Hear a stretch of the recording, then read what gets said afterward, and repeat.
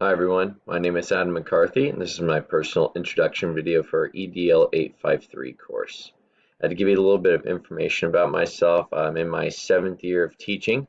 I've taught both math and science, but currently I'm teaching 8th grade science at Mays Middle School, and Mays is a small suburb that is right northwest of Wichita, Kansas.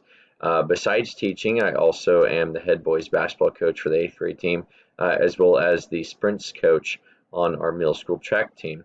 I'm also a member of our building leadership team, general education intervention team, and the technology team. So, with coaching and the extra responsibilities through my different memberships of teams, it takes up quite a bit of my time. So, having a master's course through Fort Hays State on top of all of that definitely does a good job keeping me busy. But thankfully, to help balance all of that out, is my wife. I've been married 4 years, it'll be 5 years this year.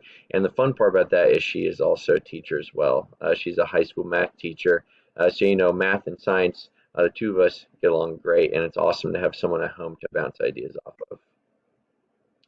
I know there were 4 questions that were posed to us as part of this module, so I'm going to go through and read and answer all of those questions for you based on my experiences throughout my different opportunities working with administrators, and even in my own building, having some opportunities to take over maybe for an hour or two that role of an administrator during my plan. It's been quite an eye-opening experience. It says here for this first one, what is the school leader's role in maintaining an inclusive culture? What you do if it doesn't exist? So I feel like in my building, we already have a really inclusive school culture. And so that would be something that if I was to take over a future admin role in that building, that I would definitely want to cultivate and keep that going strong. And there are lots of different reasons as to why that is. And I really think that a big one is because our principal himself is just a very kind and caring personality type. And so, as a staff, we feel comfortable, if we have questions or concerns, that we can address those with our building principal and that our opinion and voice is going to be heard. As far as making students inclusive in our culture, we definitely need opportunities that are going to allow kids a chance to be involved, whether that be in extracurricular activities, things like athletics, like basketball and track, what I coach, or other opportunities such as like a math counts team or a science olympiad, things like that. Just having all inclusive um, culture of opportunities for students to have, especially at the middle school level. And if you teach middle school, this is definitely a difficult age for a lot of kids. So having those opportunities available to them in the school definitely makes a difference in their personality and their outlook on what education is. My next point here is, what support can a school leader provide to encourage advocacy? The big one is just modeling empathy. Um, Putting yourself in the teacher's shoes and understanding what a teacher is going through, putting yourself in the student's shoes and understanding what a student is going through. My own experiences when dealing with student discipline issues, which as the middle school levels I found out has been a really big part of what the administrator has to do. Is just reminding yourself, okay, so kid X out in class, well, what's going on with that kid outside of school? Because there could be a lot more than they're just being class clown trying to be disrespectful.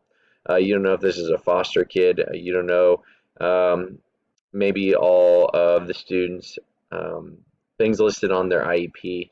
So as a teacher, maybe the start of a year, that's something you definitely got to look out for, and making sure that you have all of the background knowledge when dealing with these students. And the same goes for a principal too. And so in my own experiences of observing my principals dealing with behaviors and things, that's something I feel they really do a good job of. And so I've been absorbing all of that knowledge about how to be um, a good voice for students, and how to be an advocate and how to encourage them to speak up, if something's going on, and how in our school, especially with our program I'll talk a little more about here in a second, called Capturing Kids' Hearts. We really encourage students, to build those positive relationships with teachers, so that way they can advocate for themselves a little bit more. And as staff, we can then advocate for our own students. The next one says, what plans and strategies can be implemented to ensure equitable treatment of students and staff in inclusive culture? The big one for me is CKH. It's capturing kids' hearts. If you've never heard of this, or if your school does not currently implement it, it's something that my district is currently using, K through 12. And it's all about having students build relationships with staff, and having staff going out of their way intentionally with every single kid to build that positive relationship. Because we have a quote that says, you got to reach them to teach them. And in my 7 years of teaching, I really believe that's one of my strong suits, is that I really do make a conscious effort to get to know all 135 students that I currently teach. As you can imagine, it can be quite difficult to do this, but it really does pay off in the long run by doing good things, starting class off with having students share good things that are going on in their lives outside of school, um, giving kids a launch and keeping kids accountable through our social contract and giving them some sense of responsibility and ownership in the classroom are all things that we can do to kind of have a more inclusive culture in the school. This next one says, what steps can a school leader take to change negative assumptions that affect teaching and learning in an inclusive culture? Communication is a big one. If there's any kind of like negative assumptions, negative thought process that are going on, that needs to be up to the school administrator to be involved enough to identify those and then provide that kind of positive note or positive reinforcement to change whatever kind of negative assumption is taking place.